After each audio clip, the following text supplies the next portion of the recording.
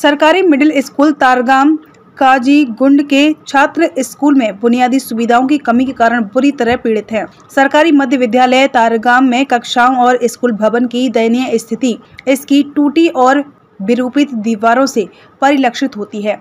ऐसा लगता है कि जिला प्रशासन अनंतनाग और निदेशक स्कूल शिक्षा ने उक्त स्कूल की पूरी तरह से उपेक्षा की है।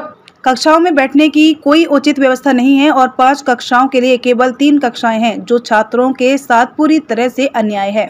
यह स्कूल अनंतनाग जिले के काजीगुंड शहर के बाहरी इलाके में स्थित है, जहां सड़क यातायात दुर्घटना का खतरा अधिक है। छात्रों ने कहा कि स्कूल में शिक्षकों और छात्रों के लिए एक ही शौचालय होने के कारण उन्हें काफी असुविधाओं का सामना करना पड़ता है।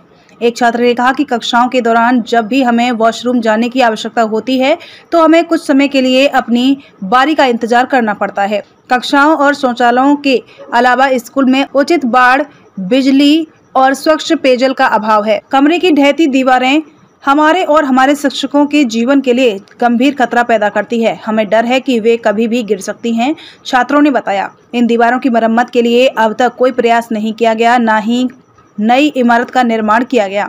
हालांकि जमीन और पैसा दोनों सरकार के पास उपलब्ध है, लेकिन पता नहीं क्यों शिक्षा विभाग दर्शक बनकर हमारे बच्चों के करियर के साथ खिलवाड़ कर रहा है। अभिभावक जोड़ा गया। उन्होंने पूछा, स्कूल में एक कार्यालय सहित केवल 3 कमरे हैं, जहां शिक्षकों को केजी सहित 5 कक्षाओं के लगभग 80 छात्रों को समायोजित करना पड़ता है। 2 या 3 शिक्षक एक ही कमरे में 3 कक्षाओं के छात्रों को एक साथ कैसे पढ़ा सकते हैं। उन्होंने यह भी कहा कि सरकार का ध्यान शिक्षा क्षेत्र में उपलब्धियां दिखाने पर ज्यादा है, लेकिन जमीन पर कोई विकास नजर नहीं आ रहा है। हालांकि स्टाफ सदस्य नामांकित छात्रों को गुणवत्तापूर्ण शिक्षा प्रदान करने की पूरी कोशिश कर रहे हैं, लेकिन बुनियादी सुविधाओं की कमी ने उन्हें चिंतित कर दिया है। छात्रों की पीड़ा का कोई जवाब नहीं है। उन्होंने कहा कि अन्य सरकारी स्कूलों की तुलना में स्कूल में अच्छी संख्या में छात्र नामांकित हैं, जिससे संबंधित अधिकारियों के लिए उन्हें गुणवत्तापूर्ण सुविधाएं प्रदान करने के लिए तत्काल कदम उठाना अनिवार्य हो जाता है। स्थानीय लोगों ने कहा कि यहाँ पढ़ने वाले सभी छात्र आर्थिक रूप से कमजोर परिवारों से हैं, इसीलिए अधिकारियों को इन गरीब छात्रों के लिए गुणवत्तापूर्ण शिक्षा सुनिश्चित करने के लिए तत्काल कदम उठाने चाहिए। उन्होंने कहा कि हमने अब तक कई बार उच्च अधिकारियों को अवगत कराया है, लेकिन कोई फायदा नहीं हुआ। उन्होंने जम्मू कश्मीर के उप राज्यपाल श्री मनोज सिन्हा के नेतृत्व वाले जिला प्रशासन से इस मामले को जल्द से जल्द देखने का आग्रह किया, ताकि छात्रों को राहत मिल सके। इस बीच जब हमारे वरिष्ठ संवाददाता गुलाम नबी ने जोनल शिक्षा अधिकारी ZEO काजीगुंड गुलाम रसूल मागरे से संपर्क किया, तो उन्होंने कहा कि मैं हाल ही में ZEO के रूप में शामिल हुआ हूं और मुझे मिडिल स्कूल तारगाम के छात्रों के सामने आने वाले सभी मुद्दों की जानकारी नहीं है। उन्होंने कहा कि मैं सारी जानकारी एकत्र करूंगा और उन मुद्दों का तुरंत समाधान करने का प्रयास करूंगा। चुनाव schools government middle school Targam नोनपर डी साहब से गुजारिश एज स्कूल दियावाद बच्चे योर सड़क पे यप गाड़ वाड़ पकड़ डिस्टर्ब गाड़ो सह बाथरूम पे वेट कर बच्चे नी नबर अद बाथरूम गए रूद वसान स्कूल कर गुजारिश अद स्कूल हेकान प्राइवेट स्कूल गि गरीब बच्चे हेको प्राइवेट स्कूल गि इसलिए अद स्कूल कर डी साहब गुजारिश अद स्कूल न आब वसान डैमेज गुमुत अंदर खतर पैन दियावाद तह कहीं सर गुजारिश अद स्कूल फेंसिंग दियो ये बे दियो बाथरूम ये बच्चे योर सड़क पे गसान थवान ख्याल मगर योर गाड़ वाड़ डिस्टर्ब गसान पढ़नस मज में रहते हैं और मेरा नाम नाफला नज़ीर है। यहाँ पर गवर्नमेंट स्कूल है और यहाँ पर बहुत सी डैमेज हुआ है हमारे स्कूल पर। यहाँ पर एकोमोडेशन की प्रॉब्लम है और यहाँ पर एक सड़क है जहाँ पर बच्चे जाते हैं, उनको बहुत खतरा होता है। यहाँ पर हमें ना फेंसिंग है, ना कुछ भी नहीं है, बाथरूम भी नहीं है। जब पानी बरसता है हमारे स्कूल के अंदर पहुँचता है और जो पानी है हम पानी के लिए तरसते हैं। मैं सबसे ये अपील करती हूँ कि हमें गवर्नमेंट स्कूल के लिए कुछ चाहिए। आप हमें क्यों मजबूर करते हो प्राइवेट स्कूल में जाने के लिए? हम प्राइवेट स्कूल में नहीं पढ़ना चाहते हैं। यहाँ पर आज जल जीवन मिशन का दौर चल रहा है।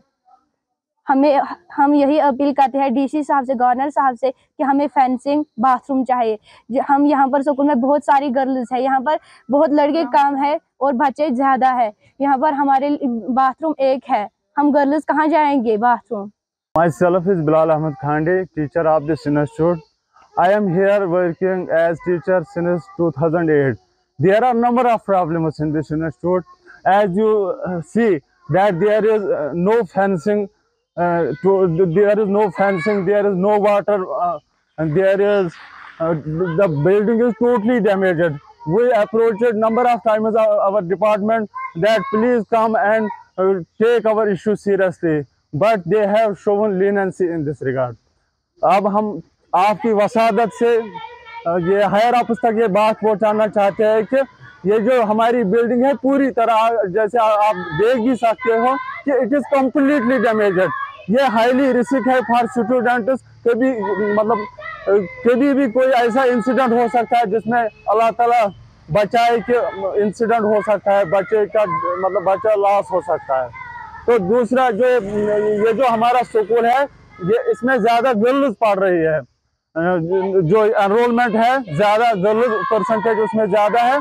उनको मेन प्रॉब्लम जो है वो वॉशरूम की है। यहाँ एक ये आया है टॉयलेट, लेकिन इसमें वाटर फैसिलिटी नहीं है। तो तीसरी बात, ये जो रोड यहाँ से अप्रोच हो रहा है, एक तो लोनपुरा जा रहा है, दूसरा दूरो। जब भी गाड़ियाँ यहाँ से आती है तो उनमें इतना शोर होता है कि बच्चे अच्छी तरह लर्न नहीं कर पाते हैं। और चौथी बात यह है कि जब बारिश होती है, क्योंकि हमारे जो अभी करंट एनरोलमेंट है it is 78 students are there, तो लेकिन हमारे पास खाली 3 रूम्स अवेलेबल है फॉर 78 स्टूडेंट्स।